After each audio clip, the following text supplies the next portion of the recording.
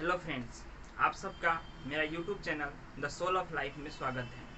आज हम लोग सीबीएसई इंग्लिश के एक पोइट्री कहानी का चैप्टर पहले कर चुके हैं। आज एक पोइट्री लेकर के आए हैं। पोइट्री का नाम है माई मदर एट 66। पोइट्री का क्या नाम है? My mother eight 66। हम लोग इस पोएम को डिटेल करने वाले हैं और समझने वाले हैं कि पोएम क्या कहता है।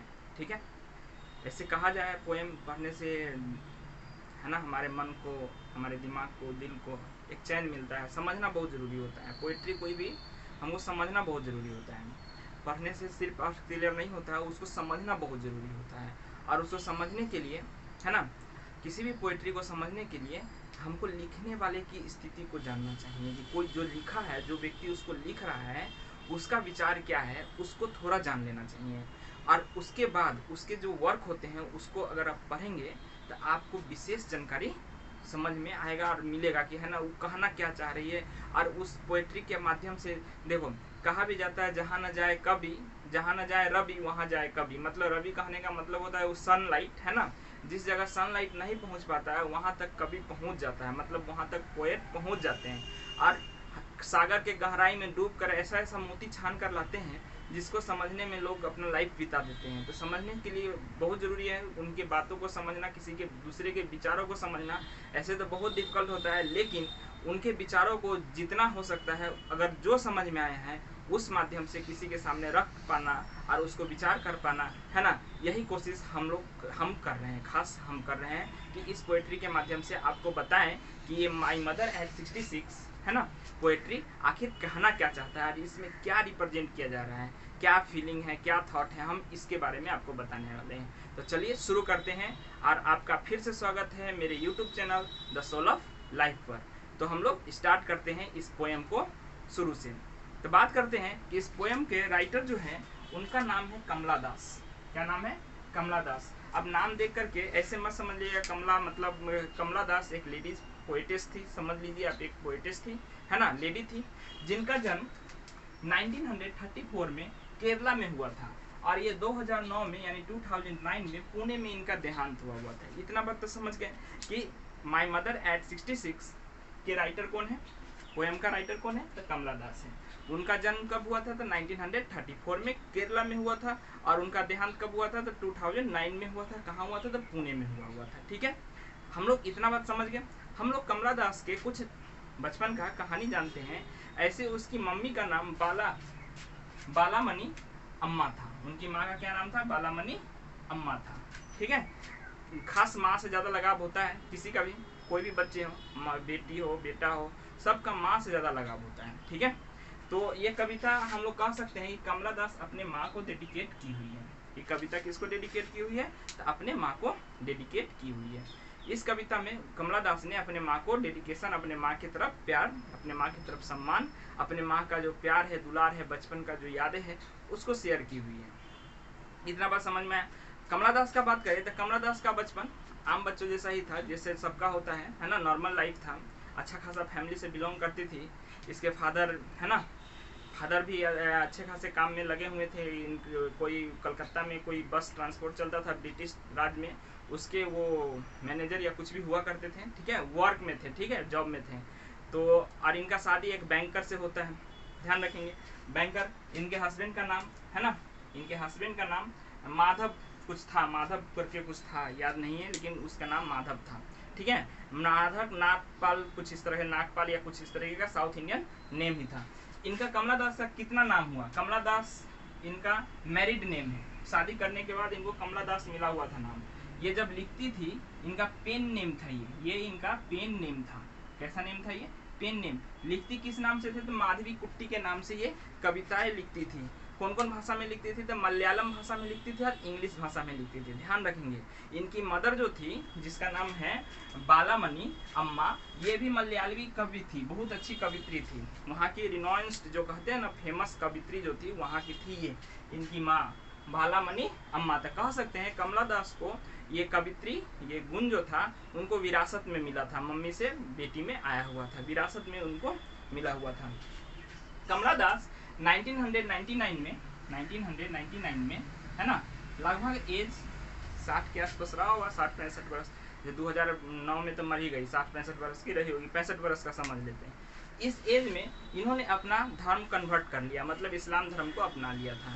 धर्म को कन्वर्ट कर लिया 1999 में और इस्लामिक बन जाती है। इनका पॉलिटिकली भी बहुत एक्टिव रही हुई है और बहुत सारा पॉलिटिकल पार्टी को भी इन्होंने स्टार्ट किया हुआ था। जो इनका पॉलिटिकल पार्टी था उनके हिसाब से ये बहुत बार इलेक्शन भी लड़ी हुई है। उतना सक्सेसफुल नहीं हुआ, लेकिन ये थी, पॉलिटिकली एक्टिव थी। इनकी कविताएं ज़्यादा करके वुमेन सेंटराइज्ड होती थी। वो उस समय में उन बातों को कह देती थी अपने कविता और शॉर्ट स्टोरीज के माध्यम से, जिस पे बात करने के लिए आज भी लोग हिचकिचाते हैं। जैसे है ना कि महिलाओं के उन सब प्रॉब्लमों को, उन एलिमेंट्स के बारे में बता देती है, जैसे उनके फिजिकली कैसा होता है, महिलाओं का मन क्या होता है, ठीक है, लड़कियों का मन क्या होता है, ठीक है, उनके मेंसुरेशन, इन सब बात के बारे में भी वो चर्चा कर देती थी अपने कविताओं में। ऐसे चीज़ों के बारे में चर्चा कर देती थी, है ना, जिसका नाम लेने से आज के पुरुष समाज भी डरती है। तो इनका बहुत बड़ा हिम्मत था, है ना। ऐसा भी कहा जाता है कितना बार तो इनको बैन कर दिया गया हुआ था, ठीक है, इनको कितना बार बैन कर दिया गया था। इस्लाम धर्म में आने के बाद भी इस्लाम लोग ही इनके खिलाफ हो गए थे। बहुत बार ऐसा हुआ है, सुनने में आया हुआ है। कितना फैक्ट है पता नहीं, लेकिन इतना जरूर है कि ये महिलाओं को लेकर के बोल्ड स्टेटमेंट देने के लिए बहुत जानी जाती थी। हमेशा फोकस्ड और बोल्ड स्टेटमेंट देती थी। तो ये कोई मूर्ख तो थी नहीं, पढ़ी लिखी कवित्री थी, अच्छी खासी इंग्लिश की नॉलेज रखती थी, मलयालम भाषा के अनेकों काम की हुई थी। तो ये इनका, अब ये मत जोड़ लेना कि इनका डायलॉग कोई है ना सेलिब्रिटी से प्रभावित था, ऐसा था वैसा था, उसमें कनेक्ट मत कर लेना कि है ना बिना मतलब के, बिना वजह का। ये जरूरी था, ये वुमेन एम्पावरमेंट के बारे में बहुत खास करके एक अच्छे टॉपिक के माध्यम से उसको समझाती थी, ठीक है ना। ये अपने कविता में उन सब बातों को रखने से हिचकी कभी नहीं। तो कमला दास अपने समय की, है ना, कह सकते हैं अपने समय में, अपने समय से आगे की सोचती थी। जो आज की महिलाएं, आज की स्त्री, आज की लड़कियां नहीं सोच पाती है, वैसा कमला दास का सोच था, ठीक है।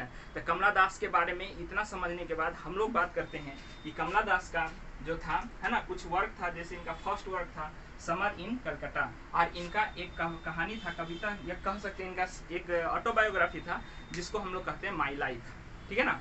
बाद में किसी इंटरव्यू में पूछा गया था क्या माई लाइफ आपकी कहानी है, तो कमला दास ने कहा था इसमें कुछ बातें मेरी लाइफ से तो जुड़ी हुई है, लेकिन ये कहानी फिक्शनल है। फिक्शनल है कहने का मतलब है कि इन्होंने उसमें अपनी कल्पना का भी यूज किया है। तो कहानी ऐसे ही लिखी जाती है, कोई भी कहानी में कुछ सत्य होता है, ठीक है ना, और कुछ कल्पना जरूर होता है। सत्य और कल्पना दोनों के माध्यम से ही कोई कहानी तैयार होता है। 100% ट्रूथ कोई नहीं बताता है, 100% ट्रूथ कोई नहीं जानता है। इसलिए हम लोग कह सकते हैं कोई भी कविता, कोई भी ऑटोबायोग्राफी पढ़िए, उसमें थोड़ा ना थोड़ा काल्पनिक एलिमेंट आपको मिलेगा ही मिलेगा। चाहे कोई भी बायोग्राफी पढ़िएगा या ऑटोबायोग्राफी पढ़िएगा, उसमें थोड़ा ना थोड़ा काल्पनिक, जो कहते हैं इमेजिनरी एलिमेंट जो होता है, वो होता ही होता है। तो हम लोग कह सकते हैं कि इनका माई लाइफ इनके जीवन से जुड़े हुए ऑटोबायोग्राफी, इन्होंने अपने जीवन के बारे में चर्चा किया है। कमला दास का मैरिड लाइफ क्या है, तो इनका एज 15 साल की उम्र में शादी हो गया हुआ था, ठीक है, 15 साल की एज में शादी हो गया हुआ था। लेकिन इनके पति जो थे ये कभी भी इनके काम के बीच में नहीं आते थे, इनको उल्टे इंकरेज करते थे कि तुम लिखो और लिखो, तुम अच्छा लिखती है, बढ़िया लिखती है, तुम लिखो। तो इनको इंकरेज किया जाता था कि तुम लिखो। तो इस तरीक़ा से इनको लिखने में कह सकते हैं इनको बहुत सारा अवार्ड भी मिला हुआ, पुरस्कार अवार्ड, बहुत सारा जितना भी इंडिया में जो अवार्ड होता है, इंडिया के अलावा ये विदेशी में जो इंग्लिश में जो मिलता होता है लिटरेचर का, वो सारा अवार्ड सब इनको मिला हुआ है। मतलब ये एक रिनाउंड, एक अच्छी पोइटेस थी अपने टाइम की। तो कमला दास के बारे में इतना बात जानने के बाद हम लोग इनके, है ना, पोएम पे चलते हैं जिसका नाम है माई मदर एट 66। तो मदर डॉटर का रिलेशन हर कोई जानता है, हर कोई वाकिफ है कि माँ बेटी का रिश्ता कैसा होता है। तो कमला दास और उसकी माँ के बीच में भी क्या रिलेशन था, इसके बारे में हम लोग थोड़ा सा अपने मम्मी और अपने बेटी और अपने मम्मी पापा के बारे में हम लोग डिसाइड कर लेते हैं कि हम लोग के माता पिता के साथ हमारा रिश्ता कैसा होता है। माता पिता के साथ रिश्ता बहुत ही अनोखा बंधन से बंधा होता है, ठीक है। हम लोग समझते हैं कि एक समय होता है जो माँ होती है, हम लोग को लगता है या हम लोग को हमेशा लगता है कि मेरी माँ सबसे प्यारी है, सबसे दुलारी है, सबसे अच्छी है। हर किसी को लगता है, हर किसी के दिमाग में माँ के लिए यही इमेज होता है। कोई भी इंसान होगा, वो शैतान हो, भगवान हो, इंसान हो, हर किसी के लिए माँ सबसे पहले देवी के समान होता है। ये बात तो कोई काट नहीं सकता है, माँ उनकी देवी के समान होता ही होता है, इसको कोई नहीं काट सकता, कोई झुटला नहीं सकता है। शैतान भी अपने माँ को भगवान के समान समझता है, ठीक है। बात हम लोग करते हैं कि इस कमला दास ने इस अपने माई मदर एट 66 में उस कंडीशन को, उस चीज़ को याद करती है जब ये छोटी बच्ची होती है। उस समय माँ का चेहरा, और अभी जब इसकी माँ की उम्र 66 वर्ष का हो चुका है, कितना 66 ईयर ओल्ड की इसकी माँ हो चुकी है। और जब उसके चेहरे को देखती है और पीछे के चेहरे को याद करती है तो सोचती है कि हाँ मेरी माँ किसी परी जैसी दिखती थी, अचानक से ऐसा क्या हो गया कि समय का ऐसा कौन सा चक्कर चला कि मेरी माँ अब बूढ़ी हो चली है, इसका चेहरा उतर गया हुआ है, वो पहली वाली नहीं है, पहली वाली माँ नहीं रही, चेहरा उतर चुका है ना, मुंह से वो खुशी खत्म हो चुका है, इसका चेहरा फेडेड मतलब एक एस के समान लग रहा है, जैसे कि अब ये मरने के करीब पहुंच गई हुई है। फिर इनका मन अंदर से बहुत रोने लगता है, जैसे रोते रोते हुए फिर अपने विचार को दूर करती है और बचपन की यादों में खो जाती है, और बचपन की बात को याद करके और माँ का चेहरा याद करके ये बहुत दुखी होती है। इन सारे जो लाइन है, इन सारे बातों को बांधते हुए कवित्री ने ये कविता को कहने की कोशिश की है। तो हम लोग देखते हैं कि इस कविता में किस तरीका से कवित्री हम लोग को ले चलता है और कैसे हम लोग को उसके बारे में बताता है। तो सबसे पहले हम लोग देख लेते हैं एक बार फिर से कि कमला दास का लिखा हुआ है माई मदर एट 66, ठीक है, 1934 में इनका जन्म हुआ था। कमला दास इनका मैरिड नेम था, कमला सुरैया धर्म परिवर्तन के बाद इनका नाम पड़ा था।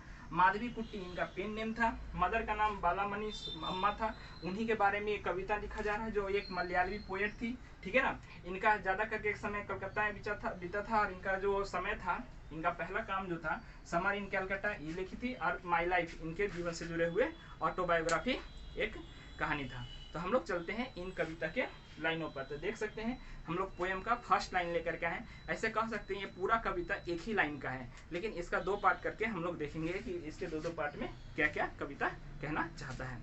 तो चलो हम लोग कविता पर चलते हैं। तो हम लोग देखते हैं इनके कविता को। पहला लाइन कह रहा है, driving from my parents home to coaching last Friday, है ना। कमला दास अपने घर आई हुई है ना, और अपने माँ के साथ, पेरेंट्स माता पिता दोनों होता है, माँ के साथ, है ना, कोचिन जो है एयरपोर्ट के लिए निकली है। कहाँ से? अपने घर से कोचिन एयरपोर्ट के लिए निकली है। किस समय? इन मॉर्निंग, कभी सुबह के समय में निकली है। आई सॉ माई मदर, वो अपनी माँ को देखती है, बिसाइड मी, जो मेरे साथ थी। माँ कहाँ है?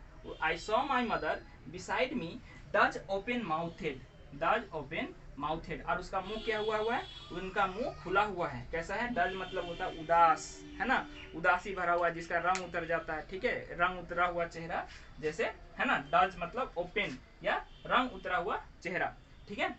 माउथेड, माउथेड मतलब खुला हुआ mouth. Her face essence like that, कहता है उनका चेहरा ऐसे लटक गया हुआ है, ऐसे झुलक गया हुआ, मतलब वृद्धा होने के बाद शरीर का जो चमड़ा होता है वो लटक भी जाता है। तो उसी बात को ये बता रही है कि उसका चेहरा जो है ना लटक चुका है, ऐसे जैसा हो गया, ग्रे कलर का हो गया हुआ है। मतलब पहले कितनी हंसमुख थी, चंचल थी, बहुत अच्छी दिखती थी। साउथ इंडियन जो होते थे वो इस कलर में इमेजिन कर रही है अपनी माँ को कि है ना, ऐसी दिखती थी, एकदम एंजल की तरह दिखती थी, लेकिन अचानक एसन लाइक दैट हो गई है, एसन की तरह दिखती है। ऑफ क्रॉप्स, क्रॉप्स मतलब होता है मुर्दे के समान। एंड रियलाइज्ड विथ पेन, और ये दर्द उसको एहसास होता है कि मेरी माँ कैसी थी और कैसी हो गई, माँ कैसी थी और कैसी हो गई। इमेजिन कर सकते हैं आज से 10, 15, 20 वर्ष के बाद हम लोग सभी की माँ, मतलब अभी अच्छी दिखती है मेरी माँ, लेकिन कुछ समय के बाद हो सकता है कि है ना 10 साल, 15 साल, 20 साल के बाद कुछ इसी कंडीशन में माँ भी पहुँच जाए। तो हर किसी के उम्र तक कहते ही है लाइफ तो चलता ही है, लाइफ का तो साइकिल है, लाइफ का तो वही फंडा है, लाइफ का तो वही फंडा है। और डेथ, और लाइफ और डेथ के बीच में एक साइकिल चलता रहता है कि आदमी जन्म लेता है, मरता है, फिर जन्म लेता है, फिर मरता है, और ये साइकिल हमेशा चलता ही रहता है। ये साइकिल, लाइफ साइकिल हमेशा चलता ही रहता है, ये लाइफ साइकिल हमेशा चलता रहता है। बाइबल में भी कहा गया हुआ है कि पहले आदमी जन्म लेता है, फिर उसका पोषण होता है, फिर मर जाता है, फिर जन्म लेता है। पुनर्जन्म कंसेप्ट हर किसी में है, तो कह सकते हैं कि लाइफ का कंसेप्ट चलता ही रहता है। तो crops and realise with pain, उसको रियलाइज होता है कि उनके दर्द को, उनके दुख को रियलाइज होता है। दैट सी, है ना, that she was as old as she looked, but, है ना, सून कहता है कि वो कारण है कि ये सब दिखने का उसका कारण है क्योंकि उनका उम्र हो चला है, उनकी माँ का उम्र हो चला है। पुट दैट थॉट अवे, कहता है कि कहती है वो कि हम लोग अपने विचार को, उस समय वो अपने विचार को वहाँ से दूर ले जाती है, उस थॉट को, उस विचार को, है ना, उस बुरे विचार को वहाँ से दूर ले जाती है और बाहर की तरफ देखने लगती है। लुक्ड आउट, कहाँ देखती है? अपने कार से बाहर की ओर देखने लगती है और अपने बचपन, यंग एज को याद करने लगती है। कैसे?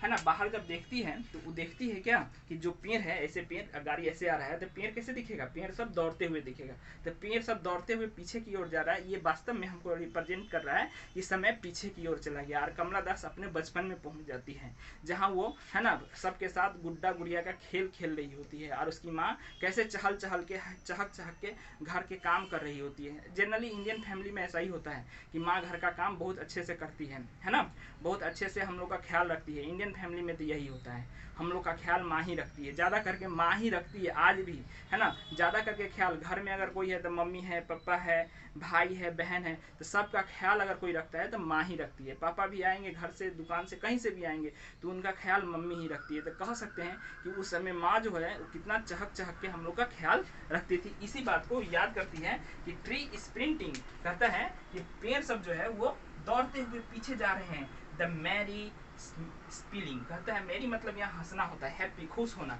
और वो बचपन का चेहरा याद कर रही है। आउट ऑफ देयर होम्स, और वो अपने बाहर, घर के बाहर खेल रही है। तो हम लोग कविता का पहला भाग देखे थे, है ना, कहाँ से कहाँ तक? तो कमला दास अपनी माँ के साथ अपनी कार में निकली हुई है, ठीक है। कार से वो पहुँचने वाली है कहाँ? चेन्नई एयरपोर्ट पहुँचने वाली है। उसकी माँ उसके बगल में बैठी हुई है और माँ के चेहरा देख के उनके मन में एक विचार उठता है, भाई मेरी माँ कैसी दिखती थी, अब कैसी हो गई, अब उनका चेहरा लटक चुका है। कारण है कि वह मौत के करीब पहुंच चुकी है, उनका एज हो चुका है, ठीक है ना, इस कारण से वो ऐसे दिख रही है। लेकिन वो अपने मन को जो पीड़ा होता है उसको सहते हुए अपने विचारों को दूर ले जाती है और अपने बचपन में खो जाती है और याद करती है कि मेरी माँ, मैं जब मैं छोटी बच्ची थी तो मेरी माँ कैसी यंग थी, चहकती थी, मेरे लिए ख्याल रखती थी, मेरे पापा का ख्याल रखती थी, सबका ख्याल रखती थी। माँ होती है ऐसी है जो सबका ख्याल रखती है, अपना भले ही भूखे रह जाए लेकिन अपने बच्चों का, अपने पति का पेट जरूर भर देती है, कहीं से भी मेहनत करके, मजदूरी करके, किसी तरीक़ा से वो भर जरूर देती है, माँ पाल लेती है, ठीक है। तो हम लोग इसी बात को यहाँ पर दिखाने की कोशिश की है कि कमला दास किस तरीक़ा से अपने बचपन के दिन बिताई थी और उस विचार को कैसे। कुछ कविता का एक दूसरा अंश भी है, दूसरा अंश यानी सेकेंड पार्ट में हम इसको डील करेंगे।